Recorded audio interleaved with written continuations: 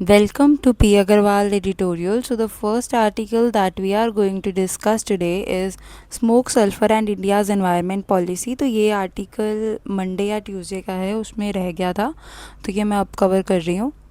इस आर्टिकल में क्या है, व्हाट्स द न्यूज़। तो बेसिकली अभी क्या हुआ है कि इन्वायरमेंट मिनिस्ट्री ने आराम से डिसीजन दे दिया कि ठीक है, जो most coal based power plants हैं, कि कुछ पावर प्लांट मतलब mostly coal based power plants को ज़रूरत ही नहीं है एफजीडी सिस्टम्स इंस्टॉल करने की, जो कि होते हैं फ्लू गैस डीसल्फराइजेशन सिस्टम्स होते हैं।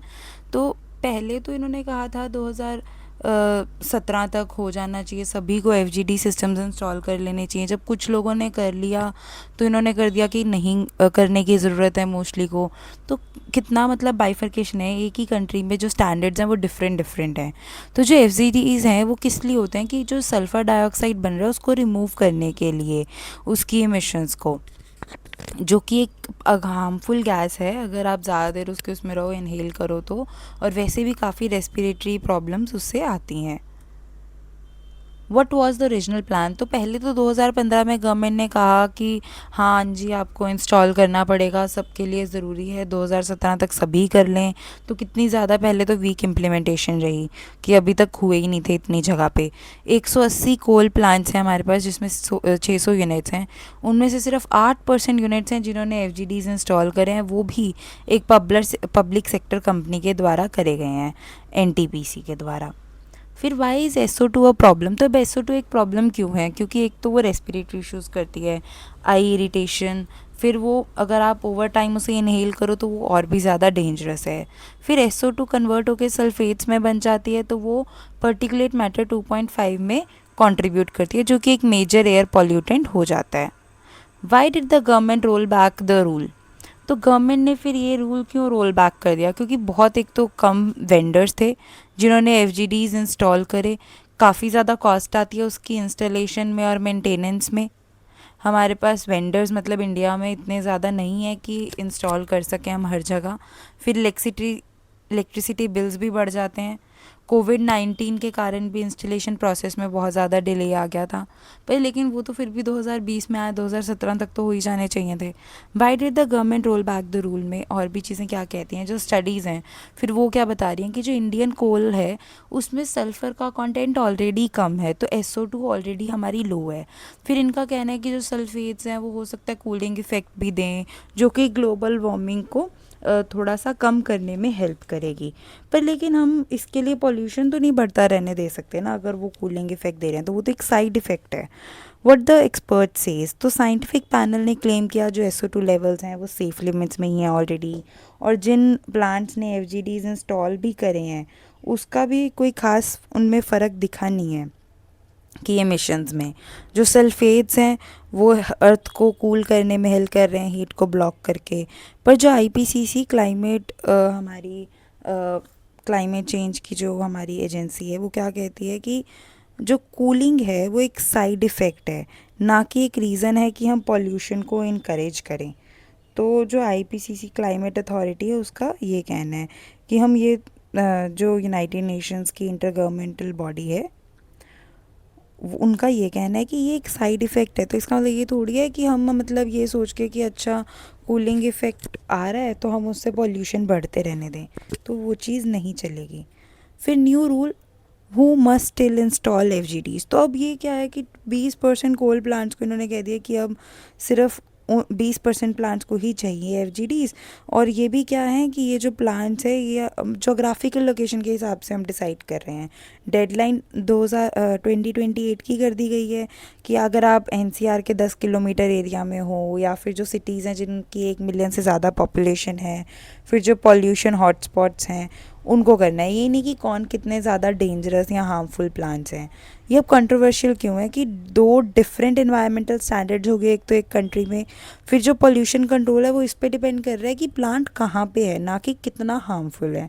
फिर जो इन्वायरमेंटल पॉलिसी है वो साइंस, पब्लिक हेल्थ और इक्वल प्रोटेक्शन पे बेस्ड होनी चाहिए, ना कि जोग्राफी के वे। अच्छा इधर है, हो सकता है कोई एक प्लांट सिटी से बहुत दूर हो पर वो बहुत ज़्यादा पोल्यूशन कर रहा हो, तो बिगर मैसेजेस कि जो इन्वायरमेंटल पॉलिसीज़ हैं बिना पब्लिक डिस्कशन और साइंटिफिक डिबेट में चेंज करे बिना वो एक डेंजरस प्रेसिडेंट साबित होती हैं। इंडिया की क्रेडिबिलिटी पे भी बात आती है अगर हम ग्लोबल कमिटमेंट्स और पब्लिक हेल्थ को रिस्क पे लाते हैं। Next article is a tectonic shift in thinking to build seismic resilience. तो इसमें क्या है, अभी हमने देखा 10 जुलाई को एक 4.4 मैग्नीट्यूड का अर्थक्वेक दिल्ली को हिट किया। AP centre 20 kilometre south west में था। कोई मेजर डैमेज तो नहीं हुआ, पर एक क्लियर वार्निंग है कि जो दिल्ली का सीस्मिक रिस्क कितना है कि मतलब आने वाले टाइम में देखा जा रहा है कि जो 2000 पहले की बिल्डिंग्स बनी हुई हैं उनमें सीस्मिक रेजिलियंस है ही नहीं। ये अब वरिंग क्यों है, क्योंकि 80% जो दिल्ली की बिल्डिंग्स हैं जो 2000 पहले बनी थी वो अर्थक्वेक की जो सेफ्टी कोड है उसको मीट नहीं करती हैं।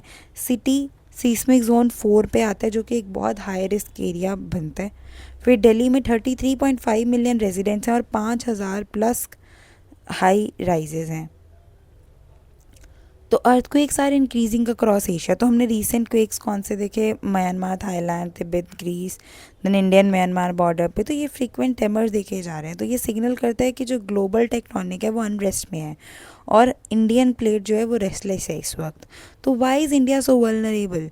तो क्या प्रॉब्लम है कि जो इंडियन प्लेट है वो यूरेशियन प्लेट से कोलाइड करती है, जिससे कि हिमालयाज़ को और पुशअप करने की बात आती है। तो उससे क्या है कि जो एरिया है अभी वो ओवर ड्यू है कि अपने आप की प्लेट जो सेटल करने के लिए उसे एक ग्रेट हिमालयन अर्थक्वेक आना अभी भी ओवर ड्यू है, जिसका मैग्नीट्यूड 8+ हो सकता है। और उससे कितने लोग इफ़ेक्ट होंगे, 300+ मिलियन जो पीपल हैं अक्रॉस इंडिया, नेपाल, भूटान, ये सब उसके चपेट में आएंगे।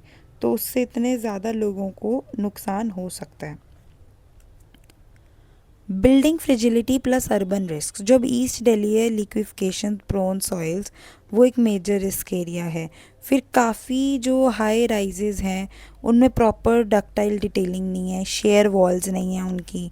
अर्बनाइजेशन इतना ज़्यादा बढ़ता जा रहा है, लोग अंधाधुंध बिल्डिंग्स वगैरह अपनी बनाते रहते हैं बिना कोई कोड्स जो हैं उनको फॉलो करे। अगर कोड्स फॉलो भी कर रहे हैं तो वो कौन सा अपडेटेड है, अपडेटेड कोड्स को तो वैसे ही नहीं कोई फॉलो कर रहा। वार्निंग सिस्टम्स हैं पर लेकिन जो इंडियन को एक ऐप है वो रियल टाइम अलर्ट्स देता है। पब्लिक अवेयरनेस पर जो है वो बहुत कम है और कोड इन्फोर्समेंट काफ़ी ज़्यादा वीक है। What global quakes are telling us. तो क्वेक्स जो ग्रीस, चिले, अर्जेंटीना, इंडोनेशिया, ये सब सिग्नल करते हैं कि एक्टिव अर्थ को। जो हिमालयन बेल्ट है वो अंडर स्ट्रेस है since Kangra 1905 and Nepal 2015 quakes. तो एक सीस्मिक गैप है जो कि एक प्रेशर बिल्ड कर रहा है, एक टिकलिंग क्लॉक की तरह कभी भी हो सकता है। What needs to be done. तो दिल्ली में अभी रेट्रोफिट ओल्ड बिल्डिंग्स जो हैं विद स्टील जैकेटिंग, इस तरह से बिल्डिंग्स को मेंटेन किया जाए। डीप फाइल फाउंडेशंस करी जाए रिस्की जोन्स पे। गुवाहाटी में जो जोन 5 में आता है उधर हम बैन कर दें बिल्डिंग जो फ्लड प्लेन्स पे बनाई जाएं। बेस आइसोलेशन टेक को यूज़ करके क्रिटिकल बिल्डिंग्स के लिए अडॉप्ट करा जाए। भुज में ट्रेन करें हम community disaster response teams. Expand करें retrofitting of unsafe buildings.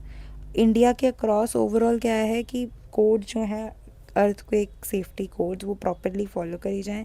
Early warning systems को एक्सपैंड करा जाए रूरल हाई रिस्क एरियाज तक। ग्लोबल लेसन्स इंडिया जो सीख सकता है वो क्या है, बैंकॉक क्या करता है, स्ट्रॉन्गर कंक्रीट को यूज़ करता है और कोड्स इन्फोर्स करता है। म्यांमार इन्फोर्समेंट कम है तो हायर डैमेज देखा गया 2025 के क्वेक में। तो लेसन यही है कि अगर आप नेग्लेक्ट करोगे तो डिज़ास्टर होगा। इन्वेस्टमेंट कितनी चाहिए इसमें, तो अप्रॉक्सीमेशंस हैं एक्सपर्ट्स की कि 50,000 करोड़ पर ईयर चलेगा, चाहिए होगा रेट्रोफिटिंग और रेजिलियंस बिल्डिंग के लिए। बिगर मैसेज यही है कि अपना माइंडसेट रिएक्टिव से प्रोएक्टिव करना बहुत ज़रूरी है। अर्थक्वेक्स किसी को नहीं मारते हैं, अनसेफ बिल्डिंग्स मारती हैं। इंडिया को एक्ट करना पड़ेगा before the next big quake, not after. तो फाइनल कॉल टू एक्शन है कि जो गवर्नमेंट ऑफ इंडिया है वो लीड करे अपना national dialogue, strict code enforcement करे, मास अवेयरनेस करे। Final call to action for citizens को क्या सीखना चाहिए कि कैसे सेफ रहें, जो अर्थ को एक सेफ होम्स बनाएं, अपनी एमरजेंसी किट्स और एग्जिट प्लान्स को प्रिपेयर करके रखें। So these were the articles for today. Thank you.